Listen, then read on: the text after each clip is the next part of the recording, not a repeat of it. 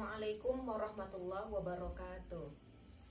Anak-anakku sekalian, di video kali ini kita akan melanjutkan pembahasan di bab 2 tentang pemulasaraan jenazah atau mengurus jenazah. Nah, di sini kita akan belajar cara memandikan jenazah sesuai dengan syariat Islam. Perlu kita ketahui, hukum memandikan jenazah adalah fardu kifayah, ya, yang artinya dimana jika di suatu daerah ada orang yang meninggal dunia, kemudian sudah ada yang mengurusi, maka gugurlah kewajiban orang-orang yang ada di daerah tersebut. Oke, dalam memandikan jenazah perlu kita ketahui, ya, syarat-syarat orang memandikan jenazah, kemudian jenazah yang seperti apa yang bisa dimandikan, dan orang utama yang memandikan jenazah tersebut. Kita bahas satu persatu, ya. Yang pertama tadi syarat orang yang memandikan jenazah, yaitu harus Islam atau Muslim, kemudian berakal, baligh atau cukup umur. Dan yang kedua, wajib berniat orang tersebut. Yang ketiga, harus jujur, kemudian soleh dan dapat dipercaya. Kenapa kok harus seperti itu? Karena ditakutkan, ya, misal kalau orang itu tidak jujur, nggak dapat dipercaya, ketika si jenazah ini punya aib, aibnya akan diumbar-umbar. Kasihan jenazah tersebut, maka harus jujur, soleh dan dapat dipercaya. Yang kedua, syarat jenazah yang dimandikan. Yang pertama itu harus beragama Islam. Kemudian ya anggota tubuhnya ini masih ada. Dan yang ketiga, orang tersebut bukan mati syahid. Selanjutnya, yang ketiga, orang utama yang memandikan jenazah. Jika jenazahnya ini laki-laki, maka yang utama memandikan adalah orang yang diberikan wasiat. Misalnya atau orang, ya, yang statusnya itu bapaknya, kemudian kakeknya, atau keluarga terdekat, atau mahram, atau kalau misal punya istri yang masih hidup, boleh istrinya. Begitu juga kalau jenazahnya perempuan, maka yang memandikan itu boleh ibunya, kemudian neneknya, atau keluarga terdekat, atau mahramnya, dan suami jika masih hidup. Nah, selanjutnya, kalau misal tidak ada sama sekali dari keluarga terdekat atau mahram dan lain sebagainya, maka jenazah tersebut cukup ditayamumkan dengan memakai lapis tangan. Nah, itulah syarat-syarat orang yang memandikan jenazah, kemudian syarat jenazah yang dimandikan, dan orang utama yang memandikan jenazah. Oke, penjelasan ini nanti akan Ibu cantumkan di description box, nanti silahkan kalian baca sendiri. Kemudian apa saja yang perlu dipersiapkan ketika akan memandikan jenazah? Di sini yang pertama kita siapkan tempatnya, ya. Ini bisa kayak sejenis meja, kemudian kalau sekarang ada tempat khusus untuk memandikan jenazah, ya. Kemudian kita siapkan 3 ember atau bak atau baskom sejenisnya. Kemudian masing-masing ini punya fungsi sendiri. Misal ember yang pertama ini berisi air cendana atau air daun bidara dan lain sebagainya. Kemudian yang kedua ini air yang bersih, ya. Yang ketiga air kapur barus ini. Selain itu kita siapkan sabun, bisa sabun cair atau sabun batangan, kemudian sampo, ada gunting. Nah, gunting ini untuk misal kalau misal jenazah itu masih memakai pakaian dalam dan sebagainya, atau yang kain yang masih melekat di badannya kemudian sulit untuk dilepaskan, maka kita gunakan gunting. Kemudian ada katembat di sini untuk membersihkan kayak lubang hidung, kemudian telinga dan lain sebagainya. Selanjutnya kita siapkan sarung tangan, ini untuk membersihkan kotoran, ya. Anggap saja ini warnanya putih. Selanjutnya ada masker. Nah, ini dianjurkan memakai masker orang yang memandikan jenazah. Kemudian di sini ada kapas ini ya untuk membersihkan kotoran nanti. Ada juga tisu bila diperlukan. Kemudian handuk untuk mengeringkan tubuh jenazah, dan terakhir ini ada kain penutup setelah jenazah tersebut dikeringkan memakai handuk.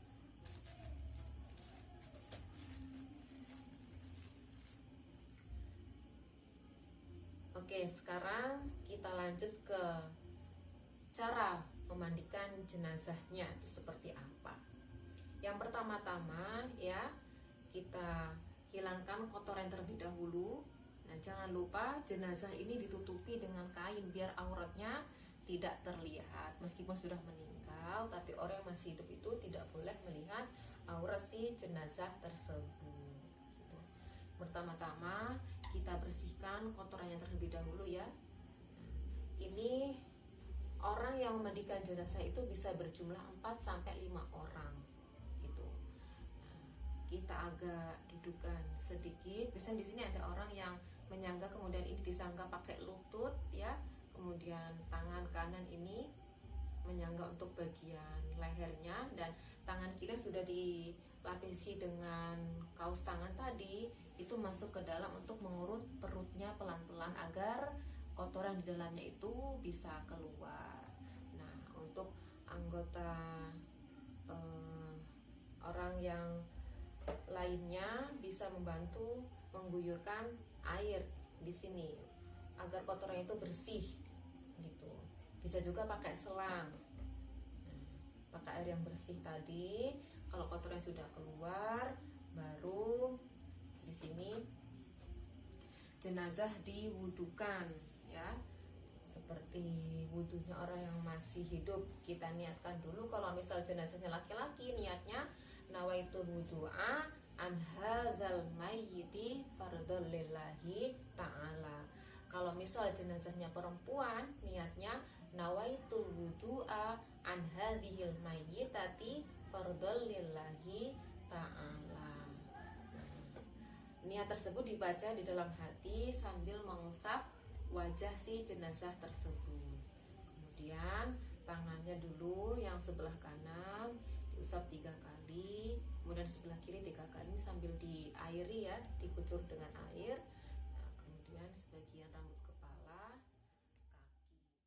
Setelah jenazah selesai diwudukan, sekarang kita mulai memandikan ya. Jangan lupa membaca niat. Kalau misal jenazahnya itu laki-laki, maka niatnya nawaitul husla an hadzal mayyiti fardhon lillahi ta'ala. Kalau misal jenazahnya perempuan, nawaitul husla an hadzihil mayyitati fardhon lillahi ta'ala. Kita ambil air daun bidara tadi, kita basuhkan sebelah kanan terlebih dahulu ya. Setelah itu ambil lagi yang sebelah kiri. Nah, tadi dikatakan bahwasanya orang yang memandikan jenazah itu kan ada 4-5 orang ya. 2 orang di sisi yang kaki, kemudian 2 orang lagi yang bagian atas dari tubuh sampai ke kepala ini. Setelah diguyur dengan air daun bidara tadi ya, kemudian kita sabuni ini tubuhnya, kita gosok pelan-pelan yang bagian atasnya terlebih dahulu. Ini jangan lupa untuk kotoran yang di hidung, kemudian giginya itu cukup digosokkan gitu ya. Ini tangan agak masuk, kemudian telinganya dibersihkan. Kalau misal kukunya kotor, ini dibersihkan terlebih dahulu.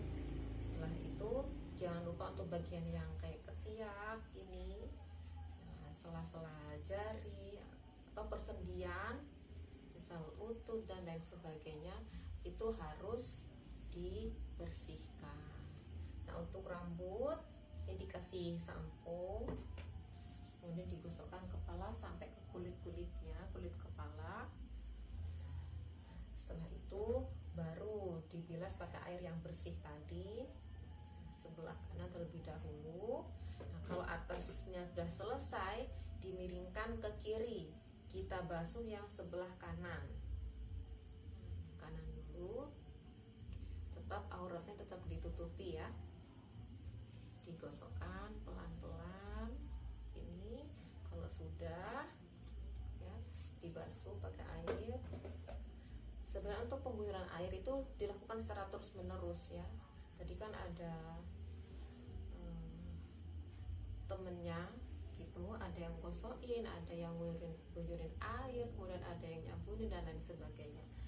Selanjutnya kita miringkan ke kanan, kita gosok ini bagian yang sebelah kiri. Kalau sudah dibasuh dengan air bersih. Sudah selesai seperti ini. Terakhir, nah, pakai air kapur barus. Ingat, penggunaan kapur barus ini tidak sampai merubah warna daripada air aslinya tadi. Dan disaring ya kapur barusnya itu. Fungsi penggunaan air kapur barus ini biar nanti kalau misal jenazah sudah kering itu tidak dihinggapi hewan-hewan kecil seperti lalat, semut dan lain sebagainya, juga biar wangi. Nah, kita basuh sebelah kanan terlebih dahulu, bagian atas, setelah itu bagian kanan dan bagian kiri.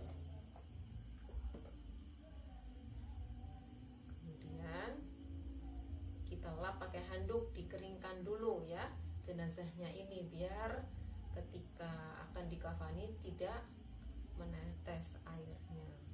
Karena kalau misal jenazah masih basah itu akan cepat mempercepat proses pembusukan daripada tubuh si jenazah itu.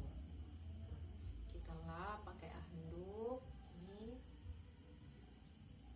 rambutnya harus benar-benar kering ya. Tes dulu.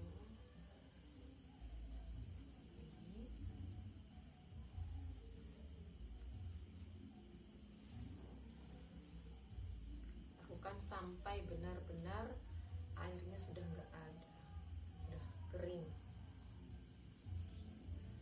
Kalau sudah, ini kain basahannya kita singkirkan dulu. Kita ganti dengan air penutup yang bersih.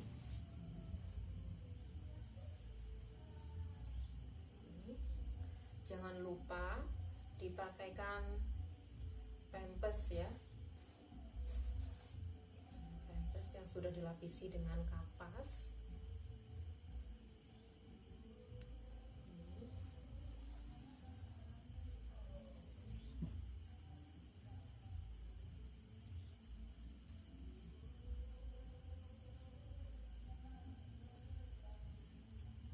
Ini membantu mempercepat mengeringkan lubang bagian bawahnya.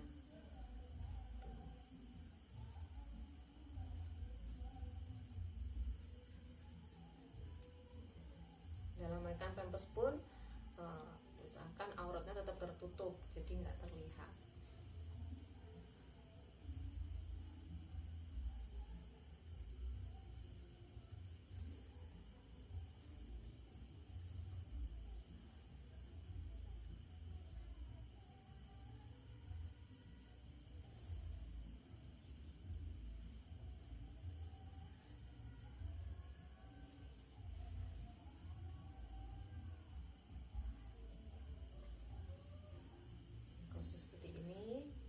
Tutup kembali.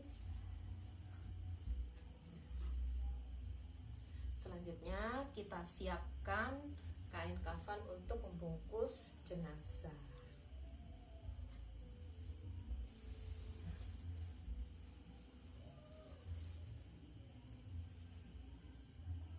Oke. Demikianlah tutorial cara memandikan jenazah. Semoga bermanfaat. Silahkan nanti kalian praktekkan ya, ibu akan bagi kelompok. Nah,